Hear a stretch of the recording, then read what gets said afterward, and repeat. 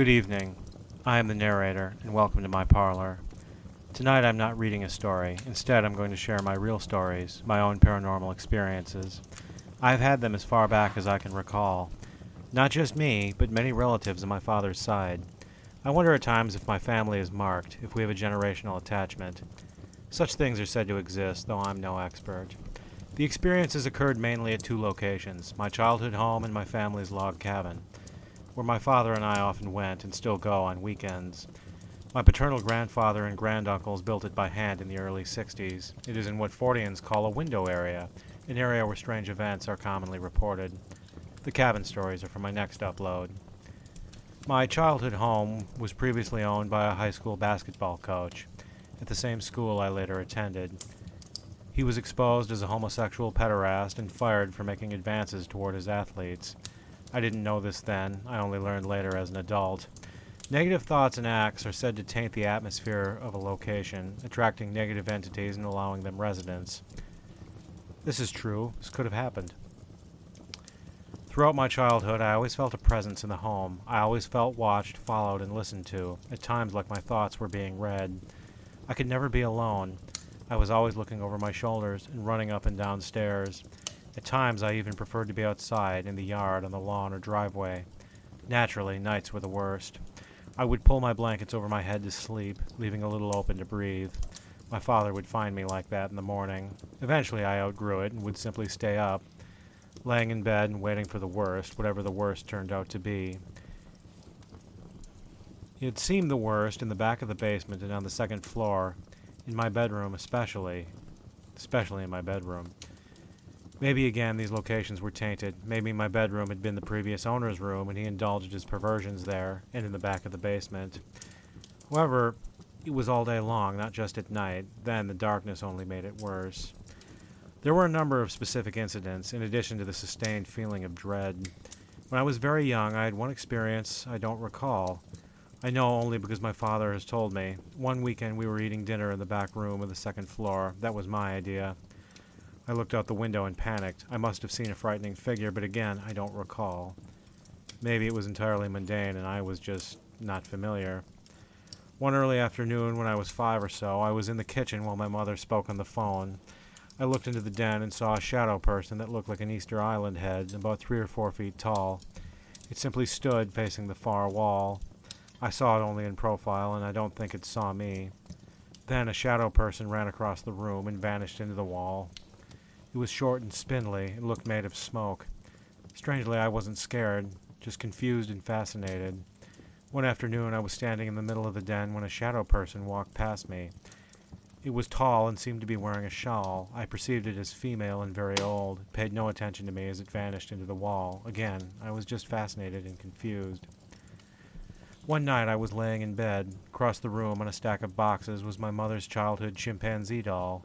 It looked at me and began to move slightly. On a different night, I gazed into the closet across the room and saw shadows moving, stirring in the darkness. On a third night, I looked to the wall across from me and saw a series of images, like on a projector screen. They showed a cartoon portrayal of ancient Egypt, like the one from Super Mario Bros. 3.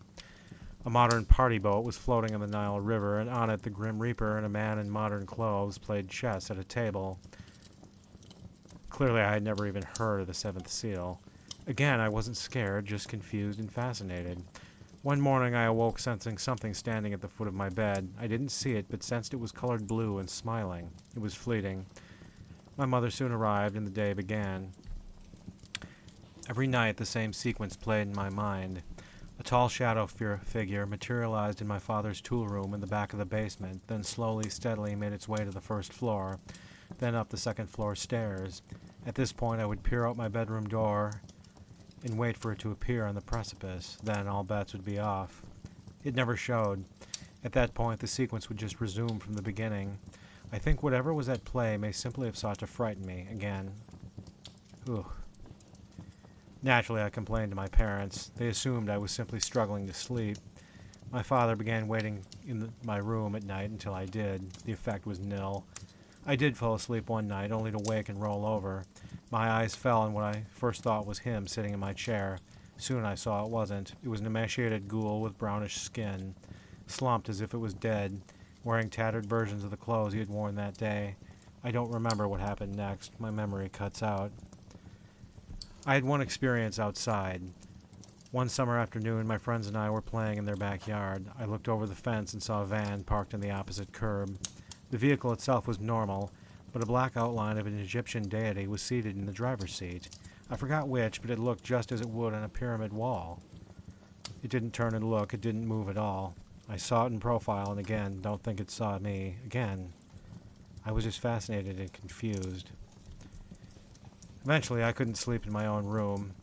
I already couldn't with the lights off. I always kept at least one lamp on all the while. Naturally, my parents grew weary. Every night I would sleep on their bedroom floor beside their bed, bringing my blanket and pillow. My father had a number of experiences in his childhood home. These are for a later episode. His father died in early 1998 after living years with Alzheimer's. That summer, my parents and I would drive to his home each weekend. There, we would meet my aunt and uncle and clean and empty the place for resale. He was a hoarder, and it was a junk museum. While the adults worked, my cousins and I were left to ourselves. The atmosphere was strange. It was dense and thick, almost solid. Time seemed not to exist. We felt like we had always been there, like we had never been anywhere else. One could step in, stay a while, then step out, thinking hours had passed, only to check their watch and see 10 minutes had. There, I always felt a presence. We all felt and discuss it to this day. I recall only one specific incident. It occurred at home. It was a Saturday night. We had just returned and retired early. It was only 10 or so, and the neighbors across the street were still awake, socializing on their front porch.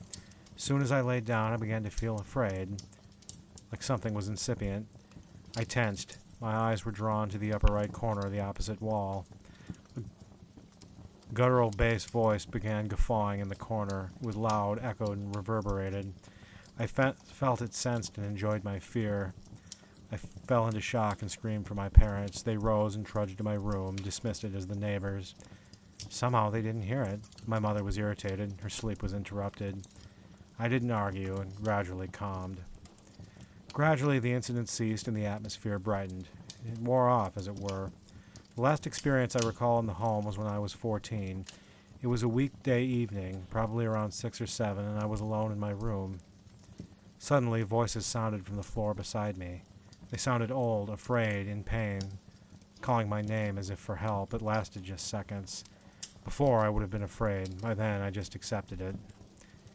If anyone has had experiences of their own and would like to discuss them on this channel, feel free to email me at tparish1@new.rr.com. tparish, all lowercase.